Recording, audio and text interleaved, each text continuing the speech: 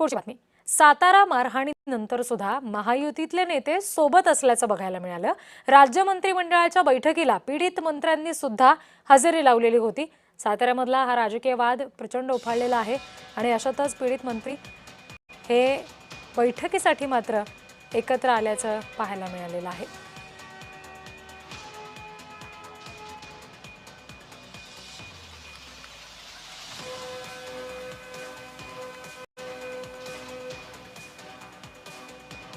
सातारा मारहाणीनंतर ही बैठक होणार आहे आणि त्याच्यात सुद्धा मंत्री हजर असणार आहेत. एकनाथ शिंदे यांनी बैठक बोलावलेली आहे.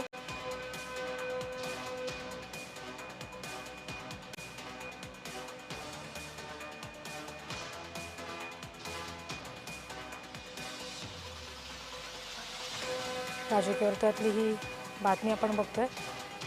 एकनाथ शिंदे यांनी बैठक बोलावलेली आहे आणि त्याच्यामध्ये सातारा मारहाणीच्या प्रकरणानंतर ही बैठक असणार आहे. आणखी तपशील आपण घेणार आहोत. प्रतिनिधी कुणाल भोईटे सध्या आपल्याशी जोडले गेलेले आहेत त्यांच्याकडून. कुणाल, कधी ही बैठक होणार आहे आणि जे मंत्री आहेत, पीडित मंत्री आहेत, त्यांच्या उपस्थिती संदर्भातले हे जे तपशील समोर येतात त्याबाबत आणखी काय माहिती?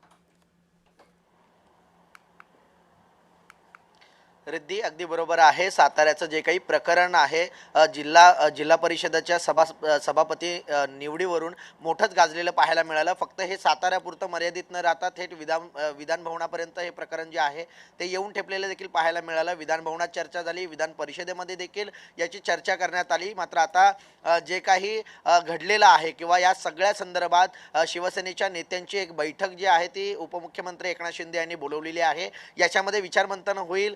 कोणाकोणावरती कोणाकोणाचे काय काय आरोप आहेत हे सगळे समजून घेतले जातील आणि त्यानंतर उपमुख्यमंत्री एकनाथ शिंदे काय भूमिका घेणार याकडे सर्वांचं लक्ष आहे.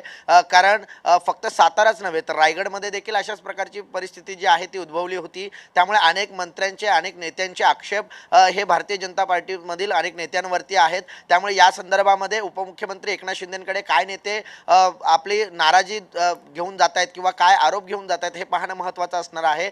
कारण मागील 2 ते 3 दिवसांपासून हा वाद उफाळलेला देखील पाहायला मिळतोय. कारण जयकुमार गोरे असतील, त्याचप्रमाणे मंत्री शंभूराज देसाई असतील, यांच्यातला वाद हा चव्हाट्यावर आलेला देखील पाहायला मिळाला. मात्र त्यानंतर शंभूराज देसाई यांनी सांगितलेलं आहे, आमचा रोष हा कोणत्याही पक्षाविरोधात नाही, कोणत्याही नेत्याविरोधात नाही, फक्त हा पोलिसांविरोधातला रोष आहे. मात्र या सगळ्या संदर्भात आजच्या बैठकीमध्ये काय खलबतं होत आहेत हे पाहणं महत्त्वाचं असणार आहे. कारण आजचं विधिमंडळ कामकाज संपल्यानंतर एकतर विधान परिषदेच्या 9 सदस्यांचा आज निरोप समारंभ देखील होता. त्यांचा फोटो सेशन झाल्यानंतर हे सर्वच नेते जे आहेत ते निश्चित स्थळी रवाना होतील आणि त्यानंतर बैठकीला सुरुवात होईल. त्यामुळे बैठकीमध्ये कोणकोणते नेते नाराज आहेत आपल्या मित्रपक्षांवरती, कारण मित्रपक्षांनी अनेक वेळा या निवडणुकींमध्ये किंवा निवडणुकीच्या प्रक्रियेमध्ये विश्वासात घेतलं नाहीये असा देखील आरोप शिंदेंच्या मंत्र्यांचा आणि नेत्यांचा आहे. त्यामुळे या संदर्भात काय एकनाथ शिंदेंशी चर्चा होते आणि एकनाथ शिंदे नेमकं या सगळ्यांबाबत काय नेमकी भूमिका मांडतायत हे पाहणं महत्त्वाचं असणार आहे. रिद्धी, कुणाल, तुम्ही सुद्धा आमच्याशी असेच जोडलेले राहा.